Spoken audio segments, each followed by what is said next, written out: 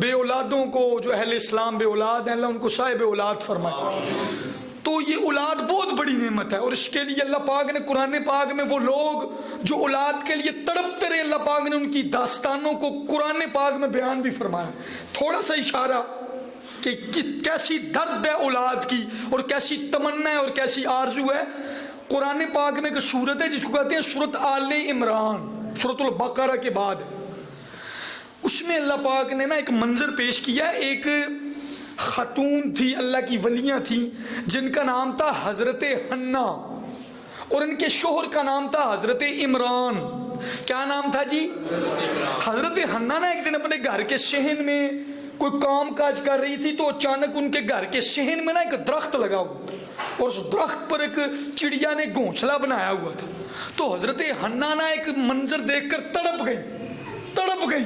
کیا دیکھا انہوں نے کہ گھونسلے میں نا چڑیا کے بچے بیٹھے ہیں، چڑیا اڑتی ہے، اپنے منہ میں دانا ڈال کے لاتی ہے، آگے اپنے بچوں کے منہ میں ڈال دیتی ہے۔ جب انہوں نے ایک ماں چڑیا کا اپنے بچیوں کے ساتھ یہ پیار دیکھا نا، تو انہوں نے اس منظر کو دیکھ کر ان کا کلیجہ تڑپ گیا، سینہ جناب ان کا دل تڑپ گیا، کلیجہ منہ کو آیا اور تڑپ گیا ان کا کلیجہ، سینہ، دل۔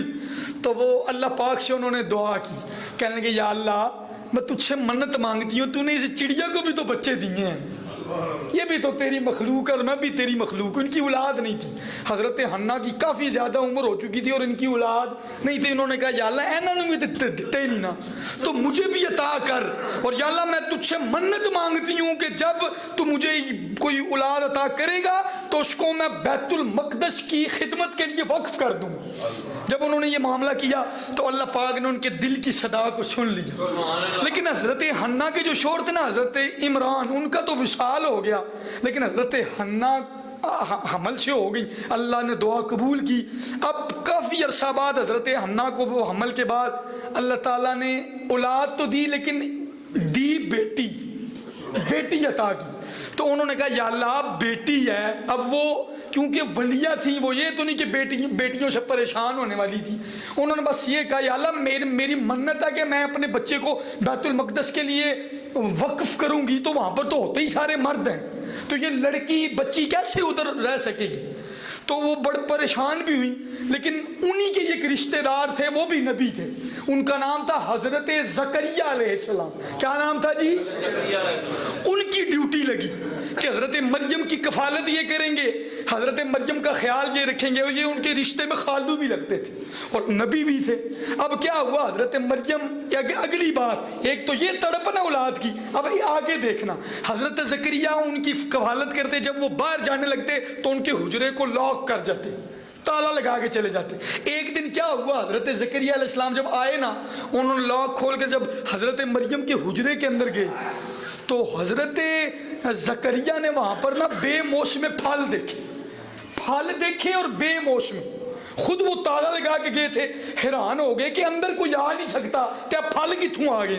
بے، یہ قرآن ہے، قرآن سورۃ آل عمران، انہوں نے بے موسم پھل دیکھے تو انہوں نے کہا قالا یا مریم انا لکی ھذا، او مریم یہ کہاں سے آئے ہیں؟ تو حضرت مریم نے کہا قالت ہوا من عند اللہ ان اللہ یرزق من یشاء بغیر حساب۔ کیونکہ حضرت مریم بھی اللہ کی ولیہ تھی تو حضرت زکریا اپنے خالو کو کہنے لگی، جو نبی بھی تھے ان کو کہنے لگی یہ اللہ تعالیٰ کی طرف سے آیا ہے، اور ان اللہ یرزق من یشاء بغیر حساب، اور رب جس کو چاہتا ہے بغیر حساب کے رزق عطا فرماتا ہے، وہ دی مرضی ہے نا، اس کی طرف سے آیا ہے۔ اچھا اب یہ دیکھیں، وہ میاں محمد باقر صاحب نے کہا سکھ پترا دی ڈاڈی ہوندی۔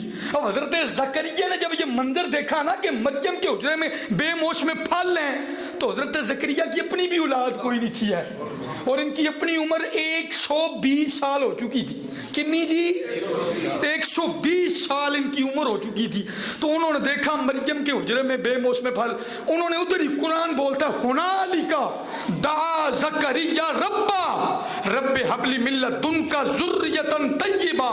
حضرت زکریا وہیں پہ کھڑے ہو کر بے موسم پھل دیکھ کر نا تو کہنے لگے یا اللہ اگر تو مریم کو بے موسم پھل عطا کر سکتا ہے تو میرے عمر کے شجر پہ بھی پھل، اولاد کا پھل آنے کا ٹائم گزر چکا، لیکن یا اللہ اگر تو مریم کو بے موسم پھل دے سکتا ہے تو منو بے موسمی اولاد عطا کر دے. ہے بھی نبی تھے اور ولیہ کے سامنے کھڑے ہو کر ولیہ کو دیکھا کہ اس کے پاس بے موسم پھل ہے تو آپ نے دعا کی یا اللہ مجھے بھی دے. اب کیا ہوا؟ وَهُوَ قَائِمٌ يُصَلِّي فِي الْمِحْرَابِ. ابھی آپ اللہ تعالیٰ سے یہ دعا کر رہے تھے تو قرآن بولا فَنَادَتْهُ الْمَلَائِكَةُ, فرشتوں نے آواز دی. فَنَادَتْهُ الْمَلَائِكَةُ أَنَّ اللَّهَ يُبَشِّرُكَ بِيَحْيَىٰ مُصَدِّقًا بِكَلِمَةٍ مِّنَ اللَّهِ سَيِّدًا وَحَصُورًا وَنَبِيًّا مِّنَ الصَّالِحِينَ. فرشتوں نے آواز دی, او زکریا تجھے مبارک ہو, تجھے تیرا رب تجھے ایک بیٹی کی خوشخبری دیتا ہے جس کا نام یحییٰ ہوگا. وہیں پہ اللہ تعالیٰ نے ان کی دعا قبول کی.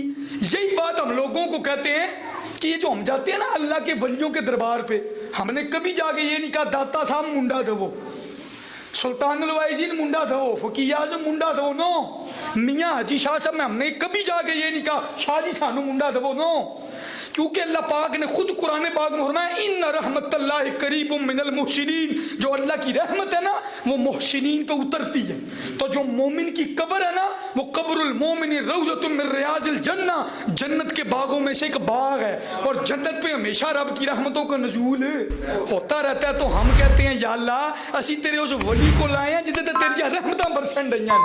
جس طرح مریم پہ بے موسم پھل اترے تو نبی کی سنت ہے زکریا نے وہ رحمت اترتے بے موسم پھل دیکھتے ہوئے کہا یا اللہ منو منڈا دے. اللہ کرے تانوں سمجھ آ جائے. اسی طرح ہم بھی اللہ والوں کے مزار پہ جا کر کہتے ہیں یا اللہ یہ داتا علی جویری کا مزار ہے, یہ میاں حاجی شاہ صاحب ہیں, یہ جناب عبداللہ شاہ صاحب ہیں, یا اللہ یہ تیرے بڑے بڑے برگزیدہ بندے ہیں, ان پر اترتی ہوئی رحمتوں کا واسطہ, ان کے مزار پاک کا واسطہ ہمیں بھی بیٹا بیٹی عطا کر دے. دس وعدہ کوئی شرک ہوں نہیں, یہ ہوتی ہے بات کہ ان کے وسیلے سے دعا ہوتی ہے. تو اگر کوئی فتویٰ لگائے تو پھر وہ سوچے کہ حضرت زکریا کو کیا کہے گا. وہ تھے وہ نبی اور ولیہ کے سامنے دعا کر رہے تھے. خیر یہ ایک علیحدہ ٹاپک ہے. یہ دلیل ہے کہ اولیاء اللہ کے مزارات پہ جہاں پہ رب کی رحمتیں اترتے دیکھو وہاں پہ اللہ پاک سے دعا کرنی چاہیے, اللہ تعالیٰ سے دعا. ہاں اللہ تعالیٰ ہمیں سمجھنے کی توفیق عطا کرے.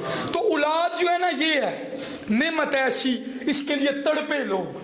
حضرت زکریا نے دعا کی, رب نے ان کو بھی دیا. حضرت حنا نے دعا کی, ان کو بھی دیا. حضرت ابراہیم نے بھی دعا کی تھی رب حب لی من الصالحین, تو ان کو بھی حضرت اسماعیل عطا ہوئے. تو اولاد ایک ایسی نعمت ہے جس کی تڑپ ہر شخص کے دل میں اللہ نے رکھی ہے, اور یہ بہت بڑی نعمت ہے. تو اللہ تعالیٰ بے اولادوں کو عطا کرے.